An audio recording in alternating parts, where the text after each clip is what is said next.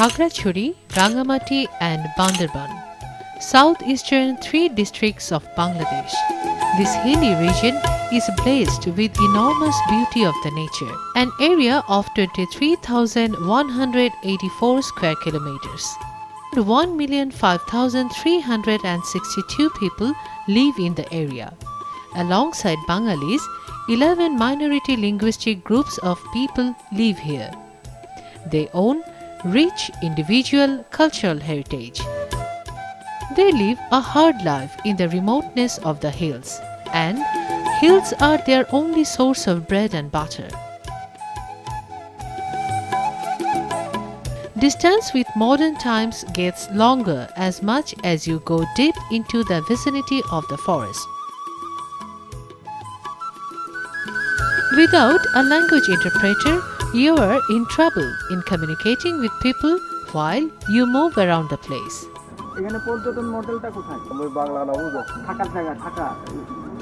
The reason is the education infrastructure in the hilly region and the gap in understanding each other's language. It is observed from a study conducted by UNDP in 2009 that 55 out of 100 children living in hilly region had never gone to school. From the rest of 45, 27 children left the school before completion.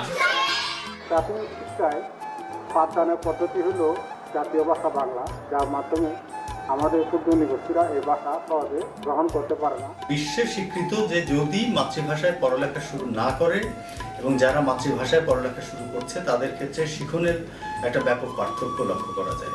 পাঠটা সঠিকভাবে বুঝতে পারে না এবং পরবর্তী পাঠে তারা অমনোযোগী হয়ে পড়ে। 21শে ফেব্রুয়ারিকে আন্তর্জাতিক মাতৃভাষা দিবস হিসেবে স্বীকৃতি দেয় 2000 সালে।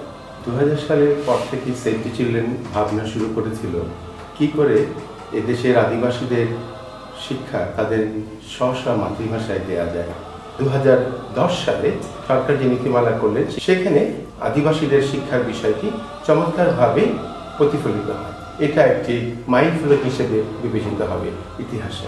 মাতৃভাষা শিশুদের প্রথম থেকে লেখাপড়া করানো শেখানো যায়, তাহলে তারা লেখাপড়ার প্রতি আগ্রহ যেমন তারা বাড়াবে, সেই সাথে স্কুল থেকে ঝরে পড়ার হার কমে যাবে এবং তাদের যে কোনো বিষয় বোঝার যে ক্ষমতা সেই ক্ষমতাটা বেড়ে যাবে। সেভ দ্য চিলড্রেন তাদের নিজস্ব উদ্যোগেও বিশেষ করে পার্বত্য চট্টগ্রাম এলাকার নৃতাত্ত্বিক ক্ষুদ্র গোষ্ঠীর জন্য প্রাইমারি যে আছে প্রাক প্রাথমিক এবং দ্বিতীয় শ্রেণী পর্যন্ত বিভিন্ন বই নিজেদের উদ্যোগে তারা তৈরি করেছেন।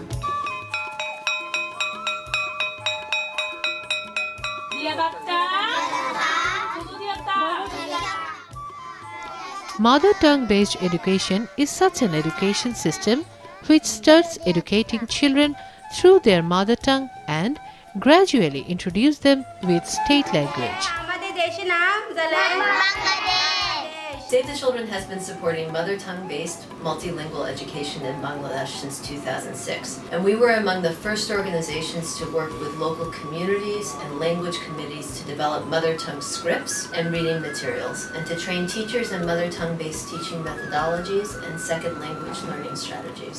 পৃথিবীব্যাপী গবেষকদের ফলাফলের ভিত্তিতে একটি ব্রিজিং প্ল্যান রয়েছে যেখানে শিশুরা প্রথম ভাষা থেকে দ্বিতীয় ভাষায় ক্রমান্বয়ে উত্তরণ ঘটায়। আমরাও ঠিক আমাদের এই প্রকল্পে একটি বিজ্ঞানসম্মত ব্রিজিং প্ল্যানকে অনুসরণ করছি এবং এই ব্রিজিং প্ল্যানকে সফল করে তোলার জন্য আমরা শিক্ষকদের প্রশিক্ষণের ব্যবস্থা করেছি, যেখানে শিক্ষকরা তাদেরকে দক্ষ করে তুলতে পারে এবং এই ধারাবাহিকতায় আমরা শিশুদের জন্য পাঠ্যপুস্তক তৈরি করেছি এবং একটি কারিকুলাম উন্নয়ন করেছি। 10 দিন আমাদের বেসিক ট্রেনিং ছিল, 2 দিন আমাদের মাতৃভাষা ট্রেনিং নিয়েছিল। 9 মাস হচ্ছে মাতৃভাষা, 3 মাস ব্রিজিংয়ে বাংলা শেখায়।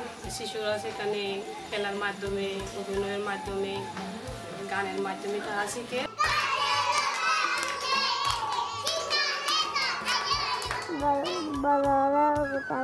আং ডাক্তার অঙ্গয় বরংনি গাম নাই নাই।